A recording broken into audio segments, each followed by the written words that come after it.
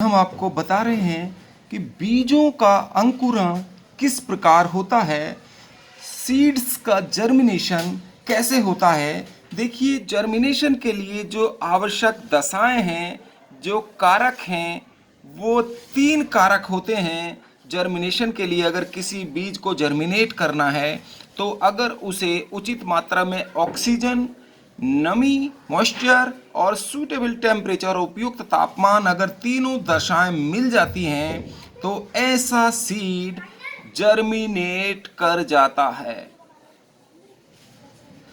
अब देखिए, कुछ सीड ऐसे हैं जैसे मटर है, चना है, वीट है, मेज यानी मक्का है। अगर ये इनके सीड तुरंत मैच्योर होते हैं और मैच्योर होने के बाद एकदम से ही इनको, और अगर ऑक्सीजन मिल जाए, नमी और टेम्परेचर मिल जाता है तो ये इमीडिएटली जर्मिनेट कर जाते हैं, यानी कि तुरंत ही इनमें अंकुरण हो जाता है। कुछ सीड ऐसे भी हैं जैसे ज़ैंथियम है, कुकुरबिटा है, कुकुरबिटेसी फैमिली के हैं, और गिंगो है, जिम्नोस्पर्म। इनके सीड मैच्योर होने के बाद, अभी मैच्योर हुए हैं और पेड़ से अलग होने पर अगर इनको हम ऑक्सीजन, मॉइस्चर और टेम्परेचर दें, प्रोवाइड कराते हैं, तो ये जर्मिनेट नहीं होते, तुरंत जर्मिनेट नहीं होते।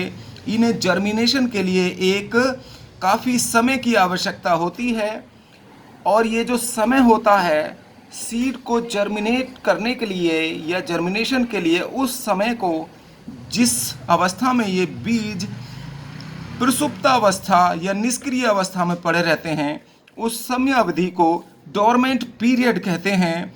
और बीजों की इस समयावधि जो प्रसुप्तावस्था या निष्क्रिय अवस्था का जो समय है, उसको बीज प्रसुप्तावस्था या सीड डोरमेंसी कहा जाता है।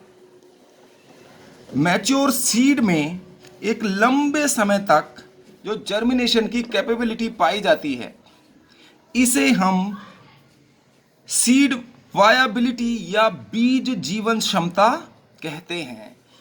और ये जो बीज जीवन क्षमता है, ये नीलंबो न्यूसीफेरा में सबसे अधिक पाई जाती है। जो सीड वायबिलिटी है, बीज जीवन क्षमता, यानी कि काफ़ी समय तक अगर बीज बाहर पड़ा रहे या कहीं रखा रहे, तो जो उसके काफ़ी लंबे समय के बाद, काफ़ी सालों के बाद भी अगर वो जम जाता है, जर्मिनेट हो जाता है, तो उस बीज में ये जो कैपेसिटी है जर्मिनेशन की, उसे हम बीज जीवन क्षमता या सीड वायबिलिटी के नाम से जानते हैं। नीलंबो न्यूसीफेरा जो कमल है, कमल का जो बीज है, इसकी सीड वायबिलिटी यानी बीज जीवन क्षमता सबसे अधिक होती है। एक बीज एक्सपेरिमेंट किया गया, एक 1703 में एक सीड मिला और उसको का सीड था, और 1940 में इसको बोया गया तो ये जर्मिनेट कर गया, ये अंकुरित हो गया। इसका मतलब 237 साल बाद भी नीलंबो न्यूसीफेरा का सीड जर्मिनेट हो गया। तो ये सबसे ज़्यादा जो सीड वायबिलिटी है वो नीलंबो न्यूसीफेरा में पाई गई। जर्मिनेशन के समय, जब जर्मिनेशन हो रहा होता है तो सीड सबसे पहले जर्मिनेट कराने से पहले जर्मिनेट करेगा, भूमि में उसको हम बोएंगे तो सबसे पहले वो वाटर एब्जॉर्ब करता है, और वाटर एब्जॉर्ब करने के बाद वो बीज, सीड फूल जाता है, उसमें स्वेलिंग हो जाती है, और वाटर एब्जॉर्ब करने के बाद बीज का जो फूलना है, उसके साइज में वृद्धि होना इम्बाइबिशन या अंतः शोषण कहलाता है। ये जो बीज जो पानी एब्जॉर्ब कर लेते हैं और फूल जाते हैं, ये घटना इम्बाइबिशन या अंतःशोषण कहलाती है। ये इम्पॉर्टेंट सवाल है, कई कंपटीशन में पूछा गया है। देखिए, जो सीड है माइक्रोपाइल से ही वाटर को एब्जॉर्ब करेगा, वाटर इसमें माइक्रोपाइल बीजांड द्वार की तरफ से ही जाता है, और बीजांड द्वार की तरफ से वाटर जाएगा और ये फूल जाएगा, इसी को हम एम्बाइबिशन कहेंगे।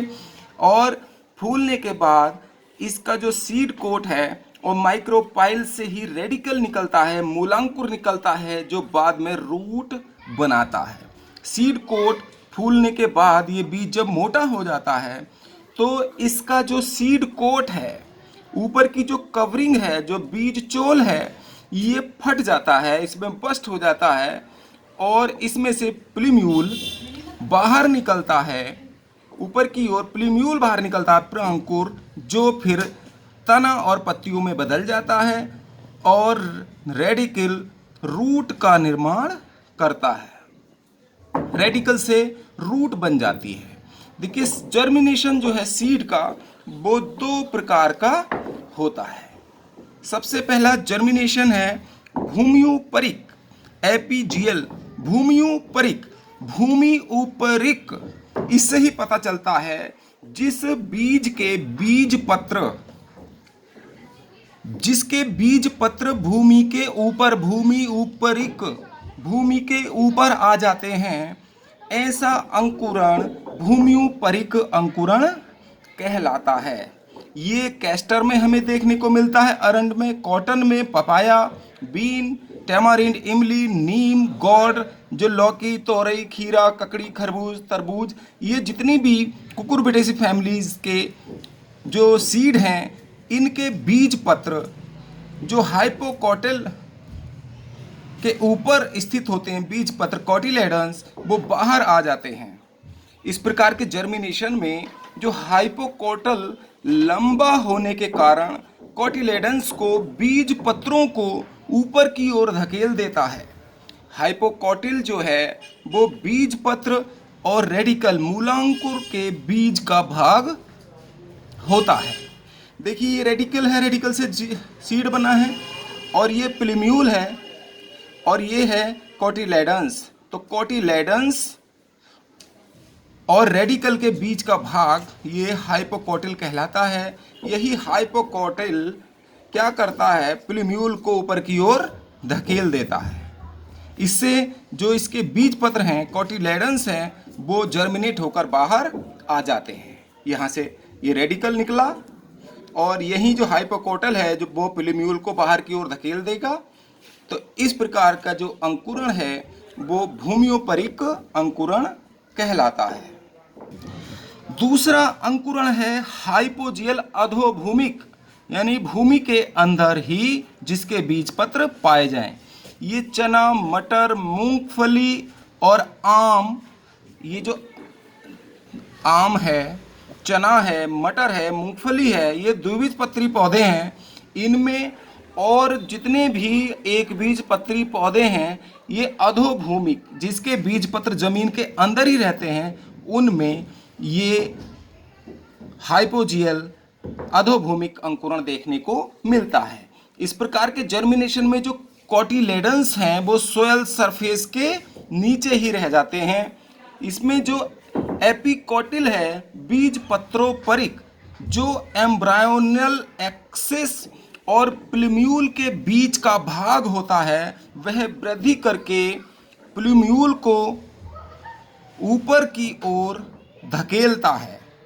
वो प्लीम्यूल को धकेलता है और मोनोकोट्स में रेडिकल, मोनोकोट जितने भी एक बीजपत्री पौधे होंगे उनमें जो कोलेराइजा है, कोलियोराइजा, मूलांकुर चोल के बीच से बाहर निकलता है रेडिकल, और प्लीम्यूल कोलेप्टाइल को भेद कर बाहर आता है, प्रांकुर चोल को भेद कर बाहर आता है।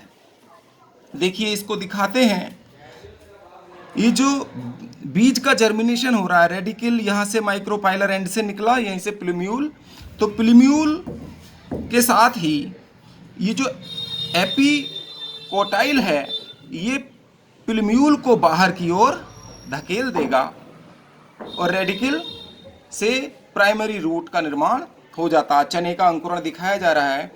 और एक बीजपत्री पौधों में ये जो कोलियोप्टाइल है, कोलियोप्टाइल को भेद कर बाहर निकलेगा प्लीम्यूल, प्लीम्यूल से बाद में लीफ और स्टेम बन जाएगा, और ये कोलियोराइजा को भेद कर, या कोलियोराइजा से रेडिकल निकलता है, इस प्रकार के अंकुरण और इसके जो बीज पत्र है, इसका जो बीज पत्र है कोटिलेडन्स है, ये अंदर ही रहता है, भूमि से ऊपर नहीं आता। तो इस प्रकार का जो अंकुरण है वो अधोभूमिक या हाइपोजियल अंकुरण कहलाता है।